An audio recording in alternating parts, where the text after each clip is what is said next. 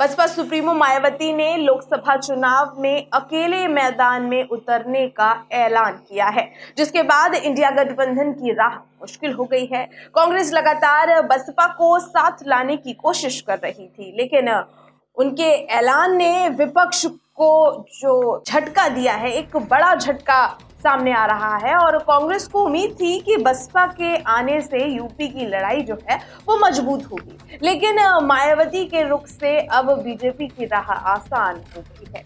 Baspa supremo Mayawati सोमवार को जब मीडिया के सामने आई तो सबकी नजरें इसी बात पर टिकी हुई थी कि लोकसभा चुनाव को लेकर उनकी आगे की रणनीति आखिर क्या होगी। कयास इस बात के भी लगाए जा रहे थे कि मायावती इंडिया गठबंधन के साथ जाने का फैसला भी कर सकती हैं। अगर ऐसा होता तो उत्तर प्रदेश में बीजेपी और विपक्ष के बीच सीधी टक्कर होती, लेकिन ऐसा नहीं हुआ।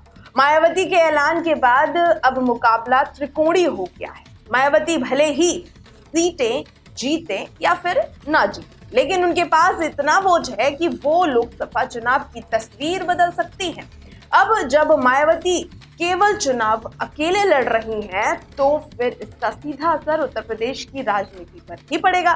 मायावती के अलग होने से विपक्ष की लड़ाई कमजोर हो जाएगी और यूपी की लड़ाई त्रिकोणीय हो जाएगी। इससे बीजेपी की राहें जो हैं वो आसान हो जाएगी। भारतीय जनता पार्टी भी यही चाहती है कि यूपी में गठबंधन ना हो पाए। मायावती अगर अकेले चुनाव में उतरने वाली हैं तो उनकी रणनीति साफ है कि भले ही उनकी पार्टी को कोई सीट मिले या फिर ना मिले, लेकिन वो सपा का खेल जरूर खराब कर सकती हैं, क्योंकि पश्चिमी यूपी में पूर्वांचल तक कई सीटों पर मायावती का प्रभाव है। और अगर मायावती इन सीटों पर मुस्लिम प्रत्याशी उतार देती हैं तो सपा का वोट कम हो जाएगा। जैसे आजमगढ़ उपचुनाव में हुआ था, जब बसपा के मुस्लिम प्रत्याशी की वजह से सपा को हार का सामना करना पड़ा था। अगर मुस्लिम वोट बैंक बढ़ता है तो इसका सीधा फायदा भारतीय जनता पार्टी को ही होगा।